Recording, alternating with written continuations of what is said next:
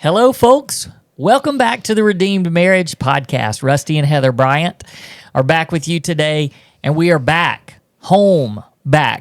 Yes. And in our studio. It's been a while, actually, because I think that before we left for Montana, we did a couple of episodes.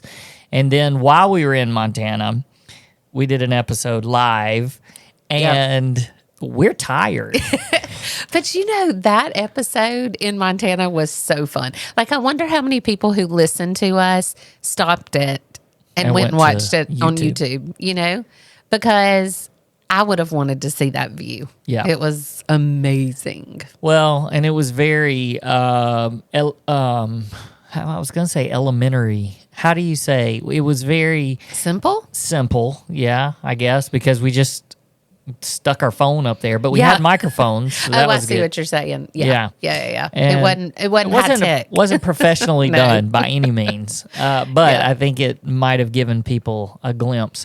But so many people followed along our journey during the retreat. We post lots of pictures and videos and stuff during the retreat, but then also our book writing process. Yeah. And so that was fun. So, here's what we're going to do today. We literally just coming back from basically being gone for 2 weeks. And we are going to do a little bit of a behind the scenes. We're going to pull back the curtain a little bit and let you into our lives from the last couple of weeks. But I think the real reason for this is because as we sat at that retreat with these amazing couples that attended, I think we sort of realized that people don't really know what our retreats are all about. And, I don't know if there's people, I do know this. We put on there, and after seeing all this, who has this on their bucket list now? And there's a lot of people that want to come to Montana with us, and I don't blame you. But we have other retreats that we do as well. And so we just wanted to, for a minute today, kind of peel back the curtains, let you know what a retreat with the Redeemed Marriage is really like. What's it like to be at a retreat with Rusty and Heather?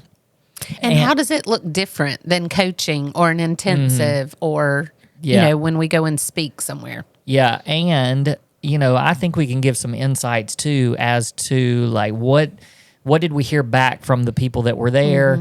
And, what did we get out of it? So, so I think, first of all, if you are interested in a retreat that we do, we want you to know why it's different and how it's different. I feel like when we hear the word retreat, you're thinking about a lot of people and somebody up talking to a lot of people. Right. That feels...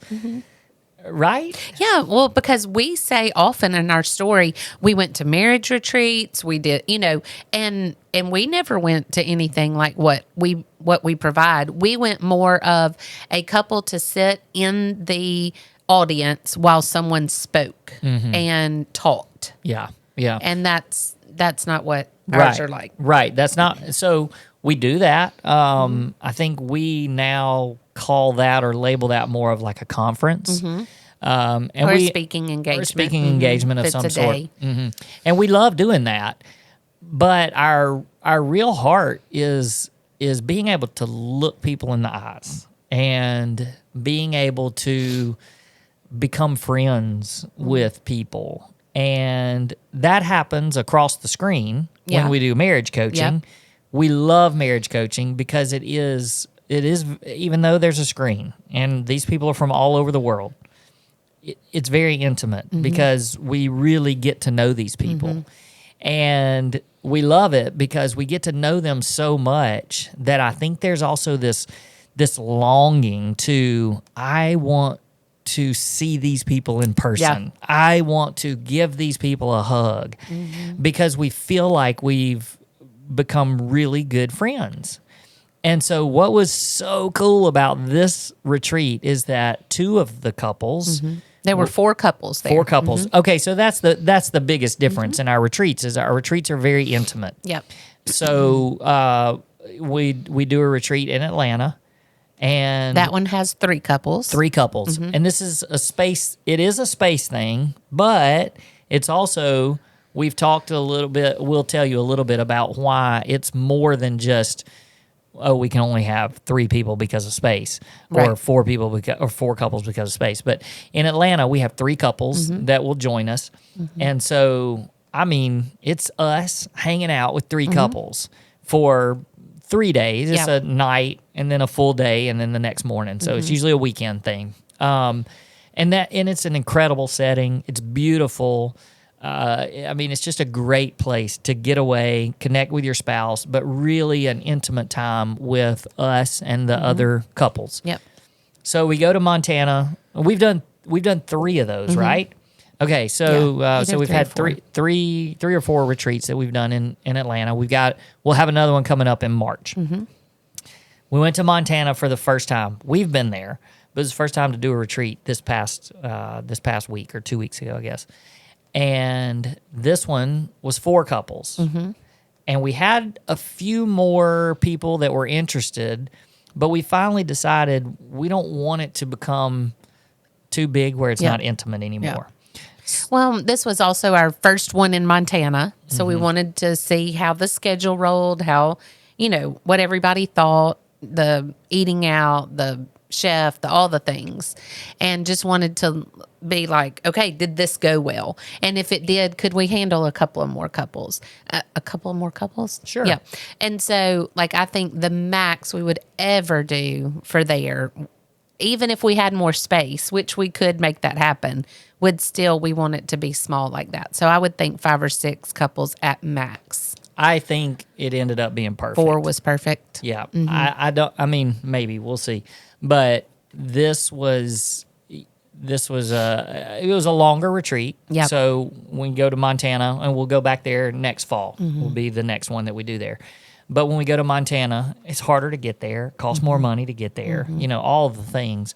And so a little bit of a longer stay. We come in on a Sunday and we leave on a Thursday. So we're there for 3 full days and then the travel days. And the activities there are, we have so much, we have to allow more time for connection with your spouse. And so we needed more days to get in all of the things that we wanted to teach. So we'll tell you just for a minute, since you started talking about the activities, it's not just that we have this rigid schedule to where we just sit and we're in, talk mode and listen mode and share mode. And we went to Glacier National Park and we hiked as a group together, and it was amazing. We had lunch at Lake McDonald, sitting a picnic lunch on the on the edge of Lake McDonald. It was beautiful. And then on top of that, we did each day. There were things to do in the area where we were without you didn't have to drive places. You could do things. There was fishing. There was hopping in kayaks and boats and paddling around, and it did rain a couple of days, and so we shifted the schedule, which that's the other thing that's so great about it. When it's a small group, you can get everybody's opinions, make sure everybody's okay. You shift the schedule around, and then we even had some added activities that you could choose to do if you wanted to.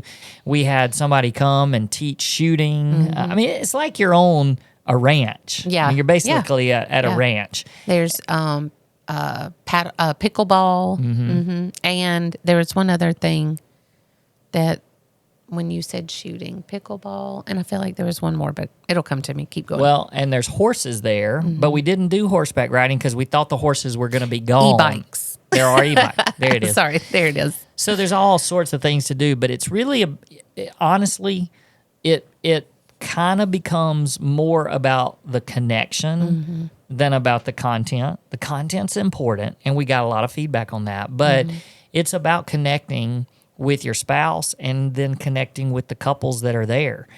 And so we made lifelong, really, really close friends. We're close friends now with these couples, which is amazing. And so the other thing, we do have sessions. The content was great, and it's in a setting and an environment where people can share freely, and we can encourage each other, people that are on the same road and or have been there. We talked about teamwork. We talked about spiritual intimacy. We talked about physical intimacy. We did a couple of sessions on communication. I mean, we covered a lot of stuff during that time, and it was great. Lots of good feedback just on how it just kind of shifted some thinking in them. All right, we got to talk about food. I mean, holy cow! I mean, somebody actually said, "I don't think I'll eat anything like that, or better than that, on this side of heaven." and I agree. Yeah. There's a chef there, and I don't know, people, when you think chef, I don't know what people's thoughts are, but I think I was fixing to say Dave Ramsey. It's Gordon Ramsay, but it's nice Gordon Ramsay. Yeah, that's right. And so we had him for 2 meals, and Chef Josh, oh my goodness, like you just, there's no way to describe it. There's no way to describe it. And then it was they have like 6 courses. Yeah, it's incredible. And then there's the saloon where we got to go and eat lunch one day. And it's just it's such a cool hangout. It's in where the stables are. I mean, I don't know. There's no way to describe what we experienced. But I think the greatest thing about being there, it was the people. Yeah. And so just the connection that we made with the people. And I didn't know if maybe, is there anything that like one of them said or anything you heard that just kind of, hey, this is some great way to sum up what a retreat's all about, or anything? I mean, I kind of put you on the spot a little bit. Well, I just, what I was sitting over here thinking is how amazing it was to meet new people that we had never met before. Yeah, because they were from Texas, Iowa, Kentucky, and Arizona. Yeah. And then, of course, we were there from Mississippi, and our host from Georgia. Yeah, but what I'm saying is 2 of those couples we literally did not know. Like one, we had gotten on a 30-minute Zoom call just to talk about the retreat. They had some questions. But the other couple we'd never met, except they respond on some of our social media stuff. And then we had 2 couples that we had done coaching with, but we had never met them in person. And just like, there's just something about, I mean, I got to get my hands on them. Yeah, and shake them. Yeah, that's right. And I mean, just knowing, of course, they know more about us than we know about them going in, because we tell our whole life. But just getting to know them and just the encouragement that we got from them. Like I didn't leave empty. Right. Sometimes when we do speaking engagements, we just pour out and pour out and pour out, and it's like, whoa, when we're done. But like there was I felt fed as well. Because, they didn't all have the same story. It amazes me every retreat that we do, how God orchestrates the people to be there together, the ways they connect to each other. And so they didn't all have the same story. They didn't all have our story, but it was just being able to be in a place where we could connect with other couples who love the Lord and who are doing everything they can to make sure that their marriage glorifies Him. And with that being said, I was then poured back into. This isn't exactly what you asked, but one of the things we talked about was ways we connect to the Lord, and that oftentimes that's different than our spouse's way. And we use the book that Gary Thomas wrote called Sacred Pathways, and we've done a podcast on that before, just that it was so eye-opening for us to learn that we connected to the Lord differently. Individually, we connect differently, and how we can love each other and support each other in that. And that was a really powerful session. that when we were talking about spiritual intimacy, and lots of people in their post retreat survey said that was one of their favorite sessions. But here's the part that just encouraged me and gave me so much life. Not only did I not feel alone in our pursuit of the Lord and wanting so desperately for other people to catch that vision of, marriages, how important they are in God's kingdom. And but our youngest son got sick while we were in Montana. We came out from hiking, and we had text from Logan and his girlfriend saying, "Hey, we're on our way to the ER." We knew that he had gotten pneumonia because he went to like a little urgent care, or little doctor's office, and they did a x-ray and said, "Yeah, I think you have pneumonia." They gave him a shot and an antibiotic, but his neck was hurting. He got some medical advice from family because he couldn't reach us, and they said it was best to go to the ER. So he went. Well, I just immediately, because we came out from hiking and our phones started blowing up, and we got in two separate cars, and you were in one car and I was in one car, just to balance things out and make sure everybody knew where they were going. And I got that phone call, called and talked to his girlfriend, and I hung up and I said, "I need someone to pray." I was scared. I was nervous. I was feeling a little out of control. The mom guilt was hitting that I was, 2 airplanes away and he's in the ER. And I said, "I need somebody to pray." And one of the gentlemen, without missing a beat, just called out to God and was like, "God, this child, he was calling him by name. He was praying for Logan specifically. He was praying for me. He was praying for you. He was praying for the doctors. And just that, us being so far away, it's scary." But he didn't hesitate. It was, I'm calling out to the God that we all serve, and was asking for healing and for God's hand to be on him even that far away. And I just remember thinking, I don't know these people well, because this was just after day one. We went hiking on the second day because of the very next day. Our first full day there, because the weather was going to be most beautiful that day, and so we changed it up. And we had only spent 2 sessions with these people, and he was praying and crying out to God like he knew us perfectly and knew Logan perfectly. And the calmness and that ministered to me so much, because we were the ones supposed to be pouring out, and yet I was like, I have nothing. I was driving because I knew where to go, so I was driving one car, and I just remember I can't do this. Well, later on, towards the end when we were talking about takeaways, his wife said, because she sat up front with me, and she spoke, and she said that one of the most powerful moments for her was just watching how I responded to that crisis. When I say I had nothing left because I didn't know what to say, but I was open-handedly saying, "God, you've got this. I have no control. I trust you. I trust you. I trust you." And after he finished praying, I had on worship music and I had my hand raised. I was probably freaking, some of them out. And I had my hand raised, and I was just, the songs that were coming on, I was praising and worshiping a God that I knew was in control and that I trusted. Well, I thought nothing of that. That was the way I connect. If you haven't heard that podcast, the way I connect most to the Lord is through worship. And that's how I knew, I need you now, and this is how I know to do that. And so she was just saying how powerful that was to watch and to witness, and not to pat myself on the back, but she was able to, because of that, she was able to think, how do I connect to the Lord? How would I have responded in that situation?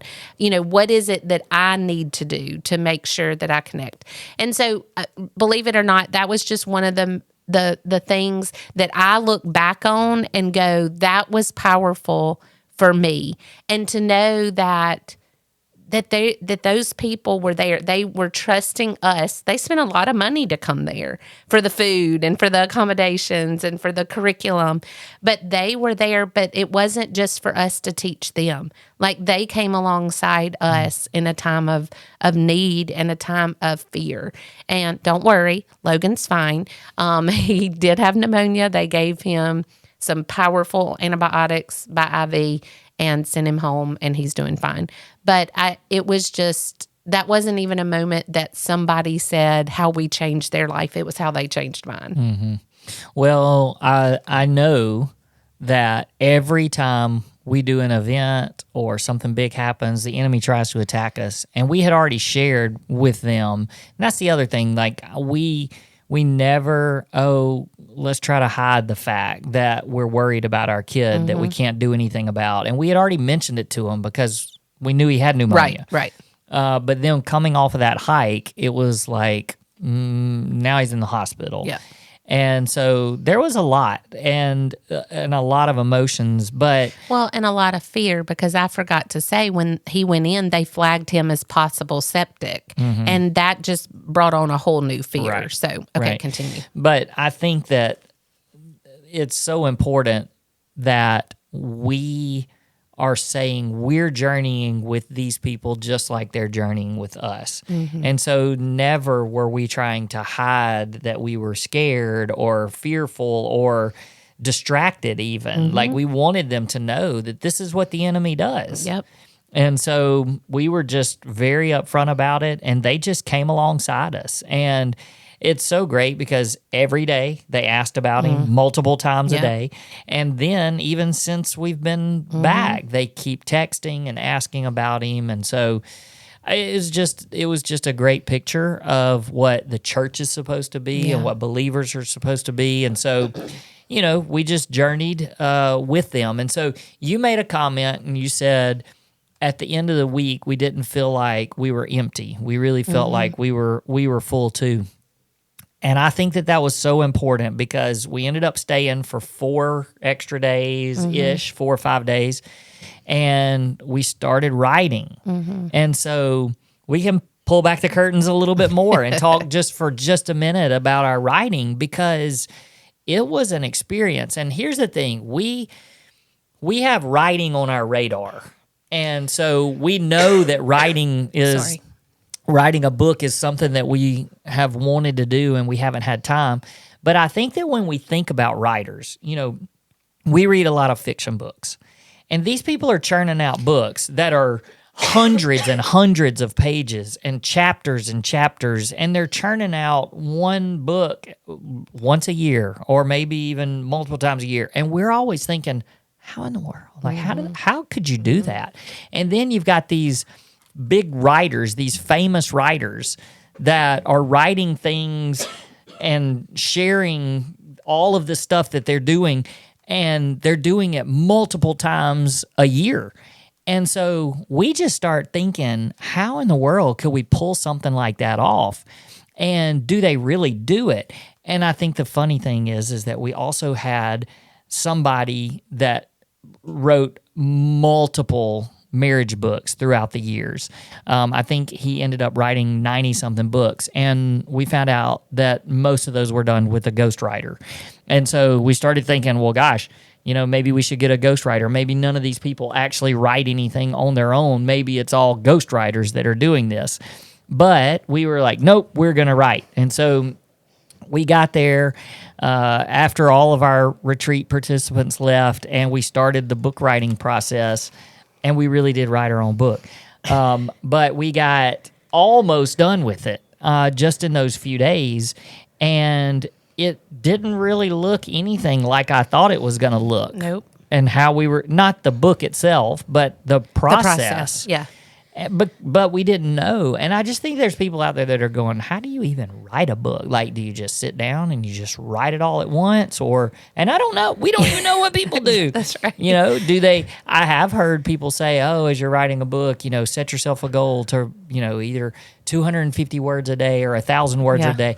And I'm going to tell you, we didn't even know what that meant. Like, we don't even know how many words are in a book normally.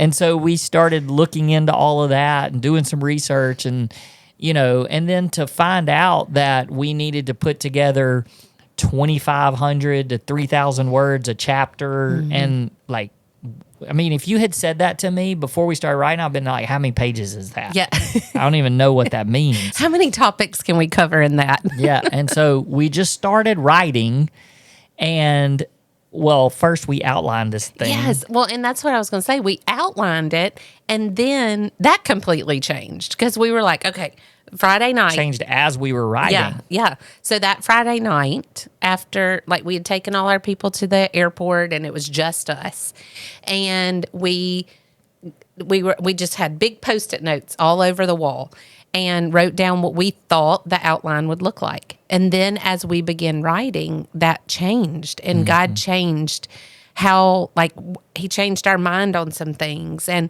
because nobody wants to read a book of just our story. They want to read a book of how did God use our story to change our marriage, and how can they do the same thing.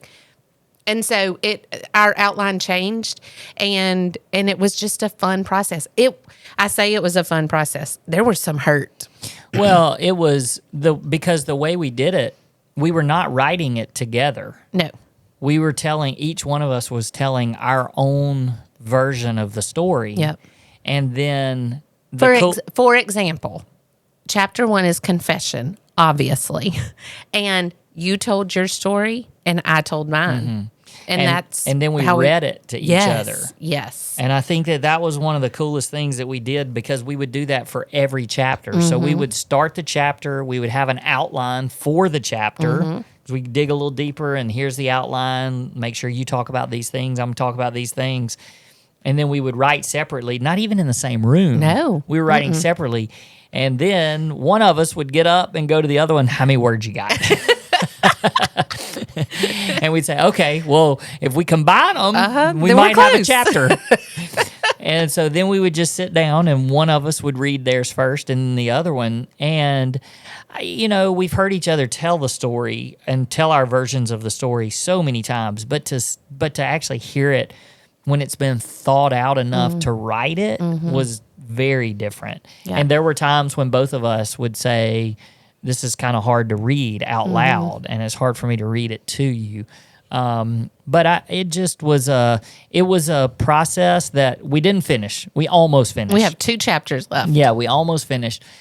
And I don't know. I think I thought the worst going into it. Like, this is going to be so hard. Yeah. And it just wasn't. It was just a really, really good experience that I think God just kept guiding us all along the way. Yes, and that's what I was going to say. You asked God to come into the process with us, and He showed up. There is something there that when we look back, and we've said so many times, when we look back and at D-Day, we had nothing to turn to. Nothing to turn to. And I believe that there are couples everywhere that need some type of roadmap to go by. And we can say, this is what we did. This is our story. And this is how God led our story. We didn't even know this was coming down the road, but He allowed us to make decisions that we made, or decisions you made. He led us in decisions and things to do, so that one day we could say, hey, this is what worked for us. And so He guided every single step. And it's not like we have 2 more chapters in the word and then we're ready to release. We have the rough draft of those chapters. Yeah. Well, and people may be wondering, when's the book going to come out? We have no idea, because the next part of the process, we literally just got off the phone with somebody that's a writer that was giving us advice. And so, just to throw it out there, we don't even know the route that we're about to take. Because do we get a publisher? Do we self-publish? Right. And if you're listening and you're like, ooh, I know a publisher, give us a call. Or if you are a publisher. We got a great story for you.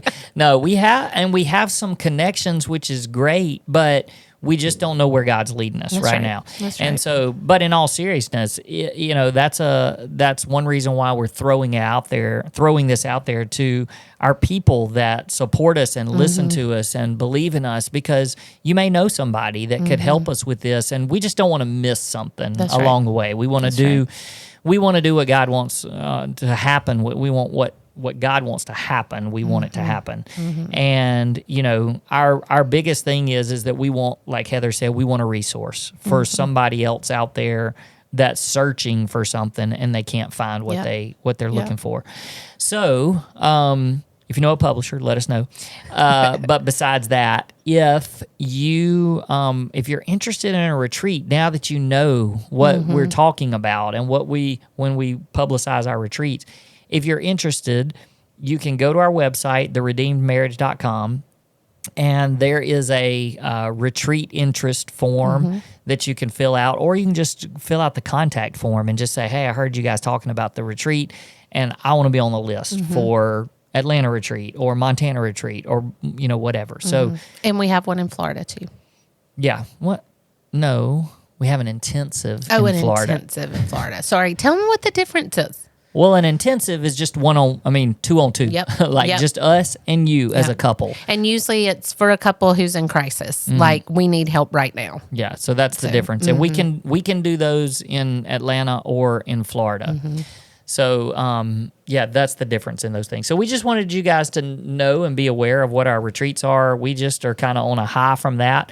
And so we wanted to pull back the curtains and let you see what it was all about. So you can come be a part of one of these in the future. Yep. We don't usually do this, but I feel really led just to pray. Is that fine? Yes, ma'am. Okay. God, we just thank you for this time that we have just to spend with our listeners. And I thank you for the people who faithfully listen to us every week. And I also thank you for the people who may have just happened upon this episode. God, I thank you for the time that we had with the members of our group that came to the retreat last week. I thank you for the friendships that were created.